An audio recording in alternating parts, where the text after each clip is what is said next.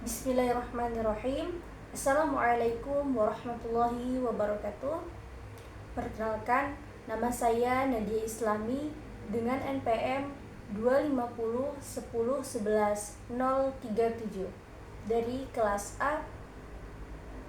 Di sini saya akan menjelaskan dan menjabarkan tentang refleksi filosofis terhadap isu kebebasan belajar. Yang pertama, saya akan menjelaskan tentang apa itu filsafat. Filsafat adalah usaha manusia untuk mendapatkan kebenaran dan kebijaksanaan dengan menggunakan akal pikiran. Sederhananya, filsafat berarti belajar bertanya secara mendalam tentang hidup, pengetahuan, dan dunia, lalu mencoba menemukan jawaban yang masuk akal. Selanjutnya, kebebasan belajar. Kebebasan belajar adalah hak setiap orang untuk belajar sesuai minat, cara, dan kemampuannya tanpa paksaan, sehingga belajar menjadi lebih bermakna dan menyenangkan. Contoh kebebasan belajar yang pertama, memilih cara belajar. Ada seorang siswa yang lebih suka belajar dengan menonton video daripada membaca buku, dan itu tetap dihargai. Contoh yang kedua, menentukan topik yang diminati. Seorang anak lebih tertarik pada musik, jadi ia lebih banyak belajar tentang alat musik selain pelajaran utama. Yang ketiga, belajar di mana saja.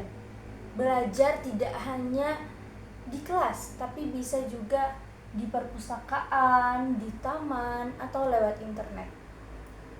Yang keempat, mengembangkan kreativitas. Siswa boleh membuat proyek atau karya dengan caranya sendiri, bukan hanya mengikuti contoh dari guru. Selanjutnya, tujuan pendidikan adalah untuk membantu manusia berkembang menjadi pribadi yang berilmu, berakhlak baik, mandiri, dan mampu hidup bermanfaat bagi diri serta orang lain. Singkatnya, pendidikan bukan hanya untuk pintar, tetapi juga untuk membentuk karakter dan keterampilan agar seseorang bisa menjalani hidup dengan baik. Dasar hukum di Undang-Undang Dasar 1945, Pasal 31 Ayat 1 Undang-Undang Dasar 1945 menyatakan bahwa setiap warga negara berhak mendapatkan pendidikan. Pasal 28C Ayat 1 Undang-Undang Dasar 1945 menyatakan bahwa setiap orang berhak mengembangkan dirinya dan bermanfaat dan mendapatkan manfaat dari ilmu pengetahuan untuk meningkatkan kualitas hidup. Cara pandang terbaru yang melihat bahwa belajar tak harus di kelas, melainkan memberi ruang bagi siswa untuk berkreasi, memilih cara belajar, dan mengembangkan minat. Jadi, kebebasan belajar dipahami bukan hanya sekedar bebas tanpa aturan, tapi bebas yang bertanggung jawab, di mana setiap siswa tetap dibimbing oleh guru agar belajar dengan tujuan yang jelas dan bermanfaat. Di sini contoh praktiknya. Yang pertama, pilihan cara belajar. Belajar tidak hanya dengan buku, tapi juga bisa berdiskusi, membaca, menonton video, dan membuat proyek. Yang kedua, fokus pada minat. Fokus pada minat siswa. Seperti ada yang berminat pada sains, maka bereksperimen. Ada yang seni, lalu membuat karya.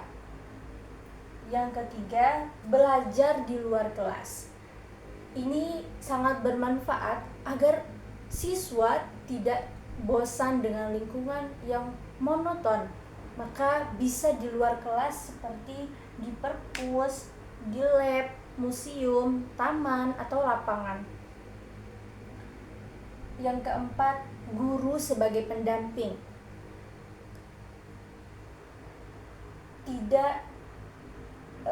Tidak mengajar dan dengan satu arah, tapi membimbing, memberi arahan serta dukungan.